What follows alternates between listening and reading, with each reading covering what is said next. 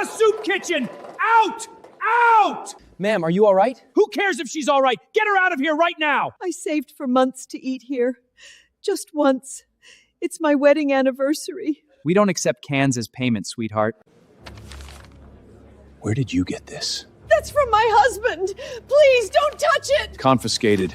Vragrant steel. My investor just pulled up at the valet. Get her out the side door, quickly, now! When Mr. Preston asks you to do something, you do it!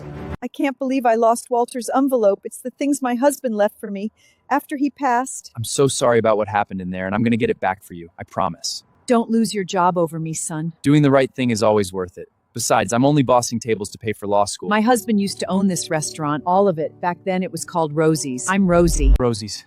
My mother waited tables at Rosie's when I was a kid. She said the owners were the kindest people in this city. What happened? Walter got sick. We needed money fast. Preston offered a loan against the building. Walter signed me paper saying it was never a loan. It was a sale. His lawyers buried me in the apartment of everything. The original papers. What was in your husband's envelope, Rosie? Walter's copy of everything. What do you think you're doing? Sneaking into my office? Helping that vagrat? I've had enough of you. You're fired. Get off my property. Did a lot of close-up magic as a kid. Got really good at sleight the hand, too. Enjoy the empty one, Preston. It was structured as a loan, not a sale. The signature page Preston filed, it doesn't match Walter's copy. He swapped it. A buyout clause for the wife.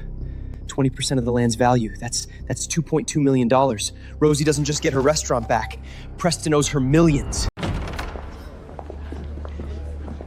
I want you out before I call the police and have you arrested for trespassing. Don't worry about it. I already called them. Mr. Grant, this is a misunderstanding. I asked him to be here, Preston, and I'm going to let him explain exactly why. These are Walter Whitkin's original copies. And according to these documents, the deal was structured as a loan, not a sale. That's a lie. Those are forgeries. No, it is not. My lawyers verified every page this morning. And there's more. There's a buyout clause in here worth $2.2 million, and it belongs. Preston threw a homeless woman out of his restaurant for trying to pay with saved-up coins. He had no idea the building she was trespassing in was legally hers. Cole finished the sentence, by the way. It belongs, every cent of it, to Mrs. Rose Whitaker. And the dining room Preston had ruled for 15 years went so quiet you could hear his empire stop breathing. Here's what those papers proved. 15 years ago, Walter Whitaker got sick, and Preston smelled blood.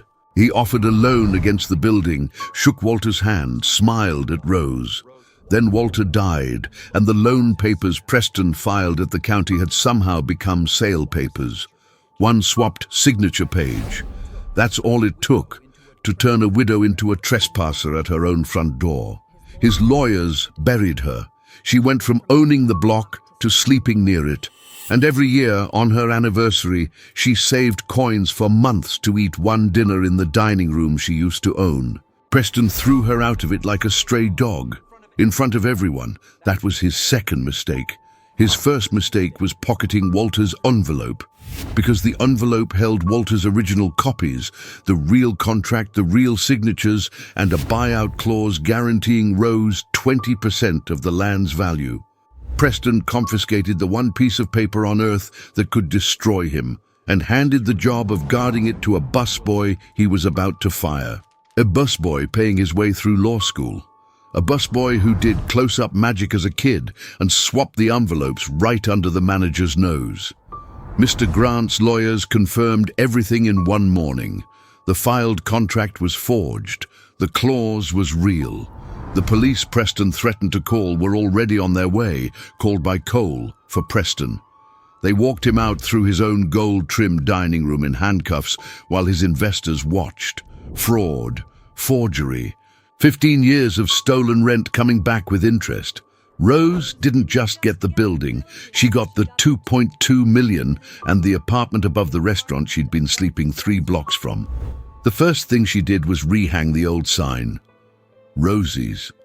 The second thing she did was walk over to the manager who joked about her paying with cans and take the badge off his chest herself. And Cole, the fired busboy. Mr. Grant shook his hand in front of the whole room. I could use a sharp lawyer. When you finish school, the job's waiting. He walked in bussing tables. He walked out with a career. One last thing worth sitting with.